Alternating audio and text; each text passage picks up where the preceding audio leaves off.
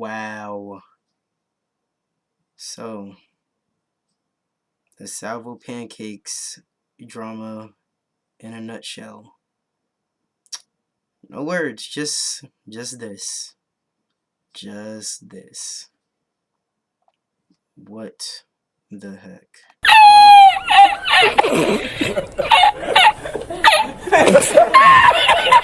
Yo, what is up, guys? It's your boy Jason, the Owning Face General himself, back with another video. And yeah, we're gonna be talking about the Salvo Pancake situation. If you'd like the video, make sure you hit the like button, hit the subscribe button, and repeat. Like, subscribe, and repeat. And yeah, let's get into this degeneracy while I still have the life blood inside me.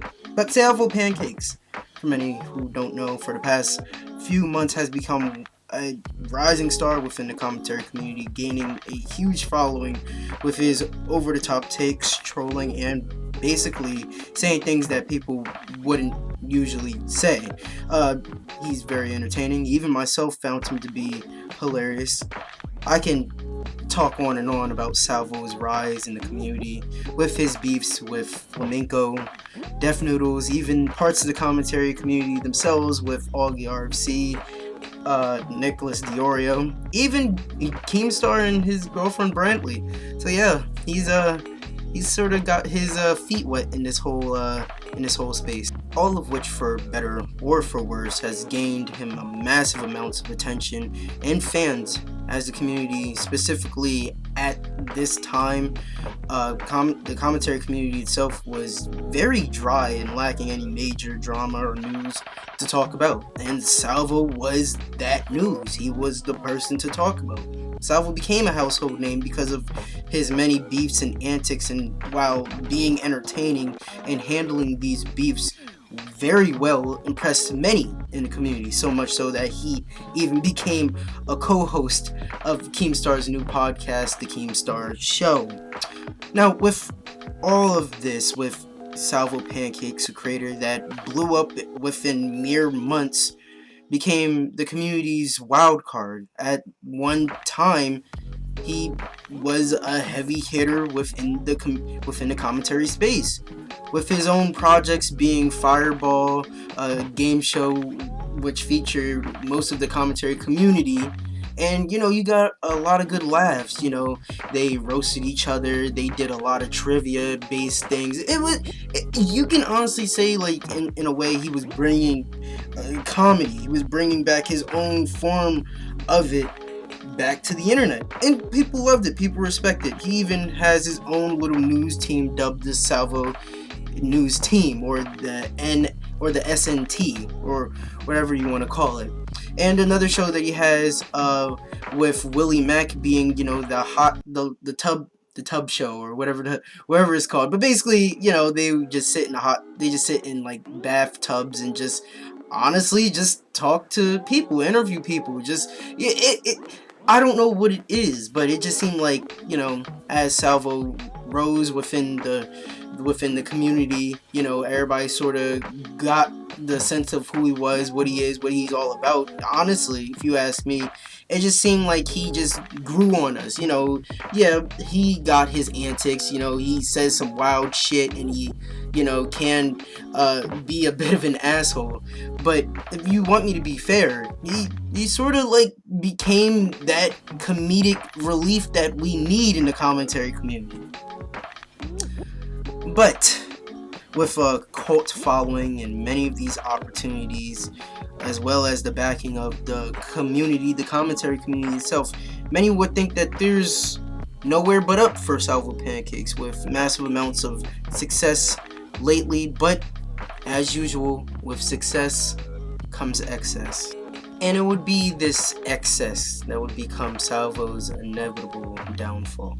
Before I discuss the sheer degenerate nature of this situation, a few things must be made very clear. The so-called victims, quote unquote, are not victims. The girls coming out about Salvo's degeneracy are not victims. They are consenting adults. And while Salvo cheating on his wife is very messed up and is dishonorable, that's between him and his wife. with that being said, I'll be focusing on two girls, two that have came out.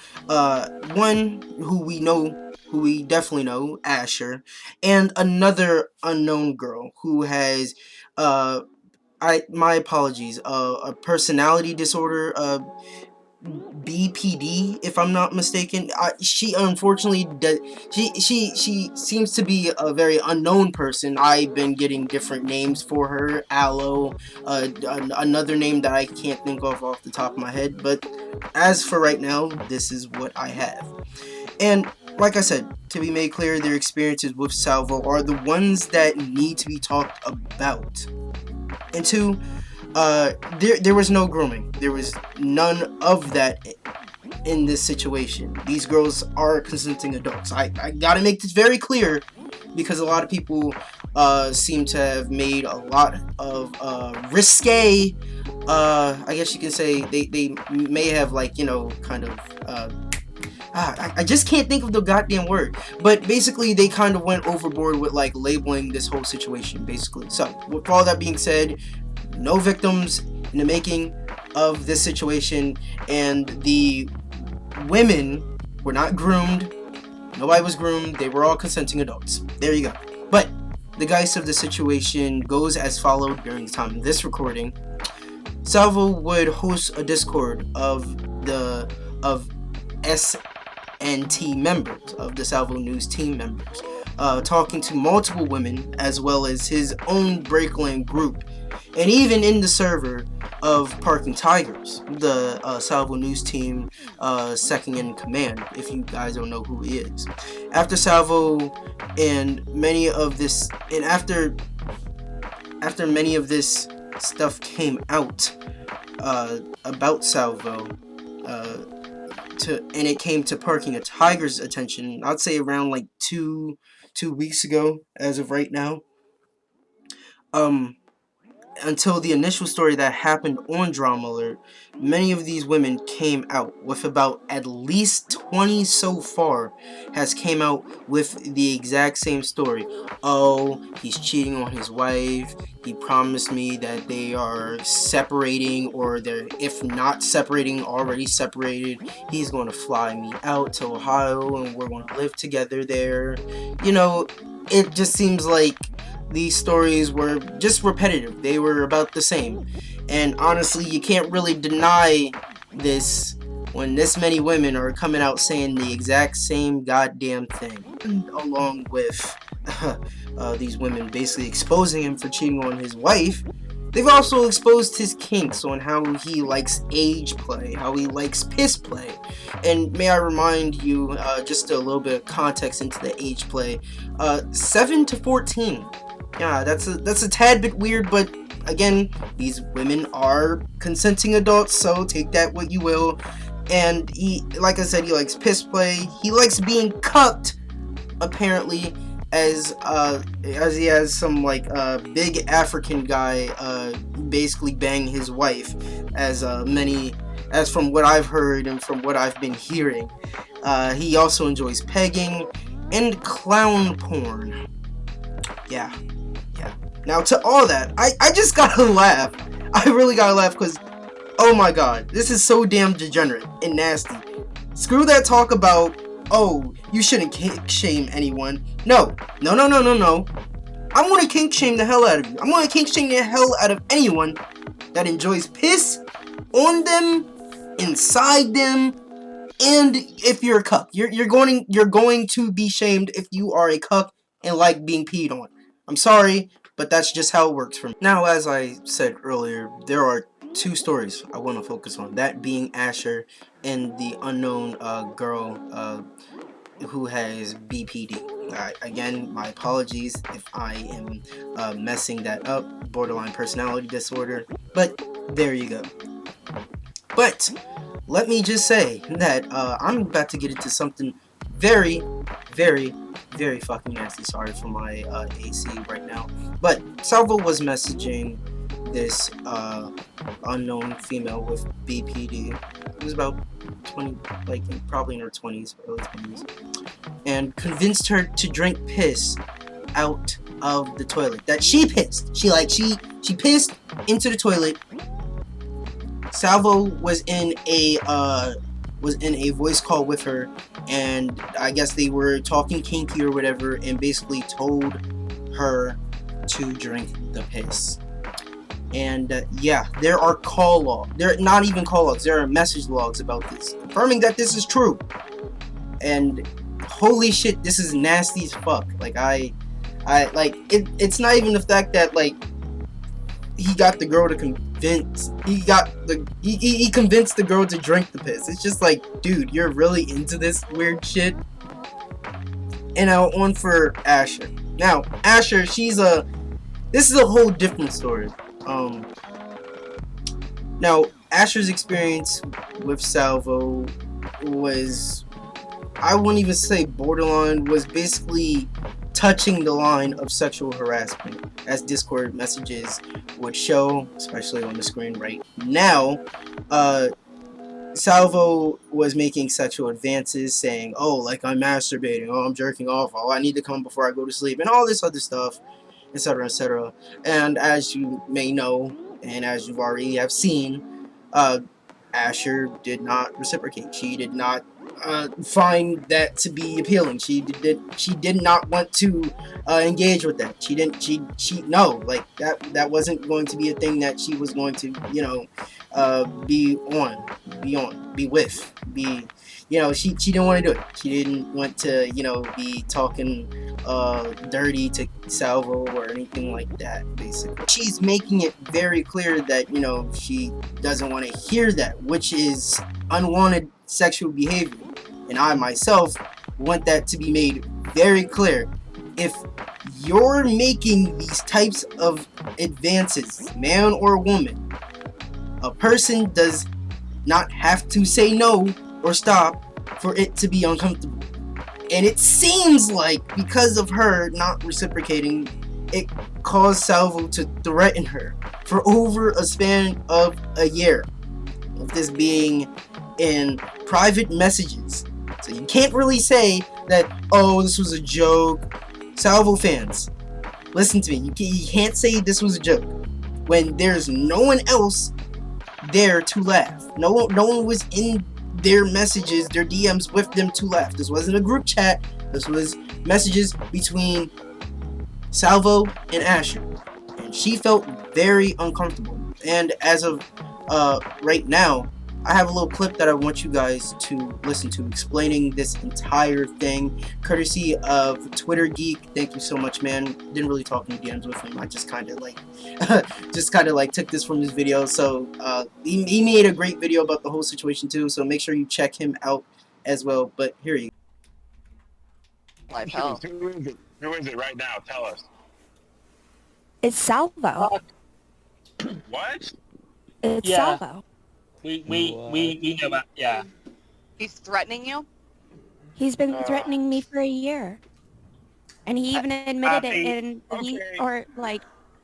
text. What's going on with these other women Harry was talking about? I want to know one thing. Ashes, did you reciprocate at all in DMs with Salvo? No, not sexually. I was just trying to get to know him. I feel super uncomfortable with the sexual advances, and I've tried to be as nice as possible with Salvo, and I just wanted to say something, just in case it was happening to other girls. I don't want to hurt Salvo.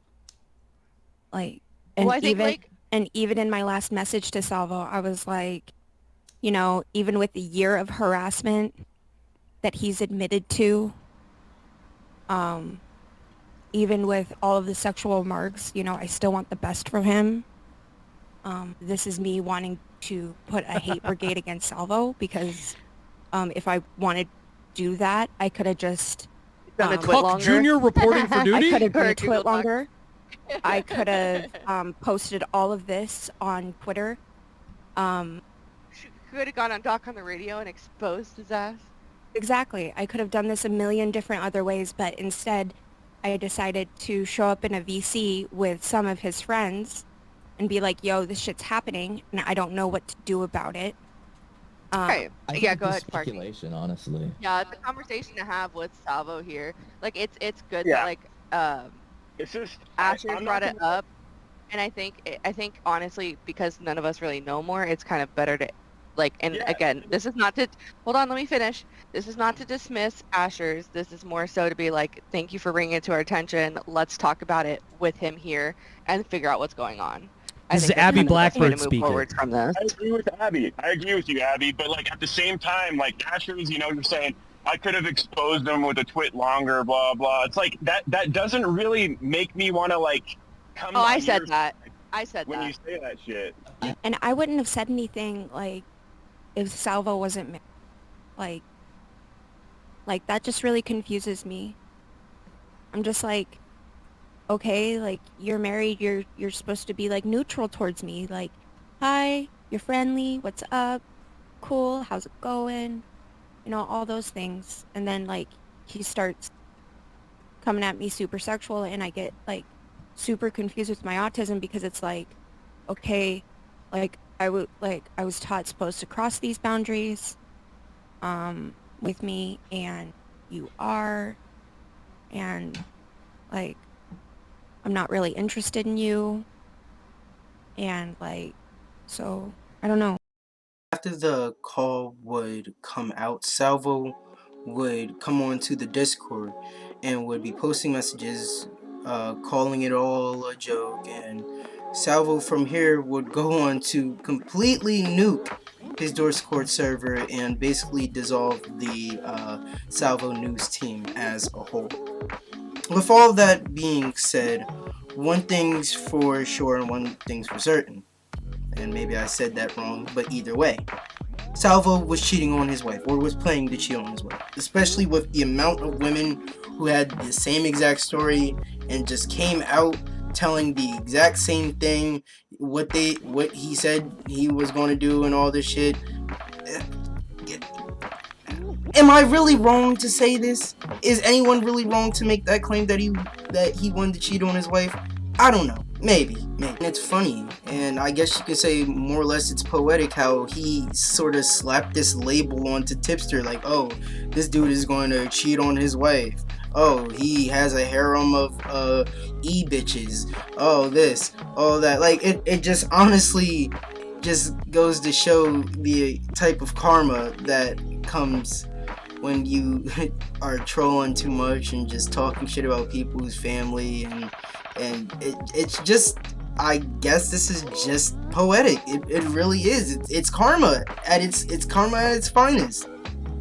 With Salvo recently getting fired from the Keemstar show, constantly talking about the same topics like Ethan Klein, Logan Paul, giving the same opinions, picking fights with other commentary members, it's safe to say that without Keemstar's crutch, Salvo is not entertaining. He's starting to become boring. And with him not being able to even work Discord or even know how to live record, it's safe to say that he's starting to become really annoying and really repetitive. And now with this situation, you can call him a sex sadist, a sex pest. Like, for the matter of that, like, you destroyed your own career, but you destroyed your own damn marriage. And I gotta say this, on the last Keemstar stream, the one before, the one talking about Salvo and Edwin possibly hooking up, having a three-way with Edwin's girlfriend or whatever, Keem made a great point. Some people just can't handle fame. As we've seen with this case, Salvo rose to heights many, including myself, dream of, but because of his success, he seemed to think that he can abuse his platform and newfound influence. And personally, I feel like he has some issues that he needs to deal with, and honestly, he should probably fix his fucking marriage. Like, even though his marriage is between him and his wife, personally speaking, he should probably fix that shit. He should do that. But guys, this has been your boy Jason, the OnlyFace General himself. The questions may come. You know, will Salvo return? You know, of course he's been on like Tommy C's podcast recently. He's been on people's different podcasts talking about the whole situation as it is unfolding. And honestly, will he come back? Will he go to a different community and start over? Who knows? Only time will tell. But guys, I hope you liked the video. Make sure you hit the like button, hit the subscribe button, and repeat. Like, subscribe, and repeat. Make sure you follow me on Twitter and Discord. This has been your boy Jason, the OnlyFace General himself, signing out. Peace.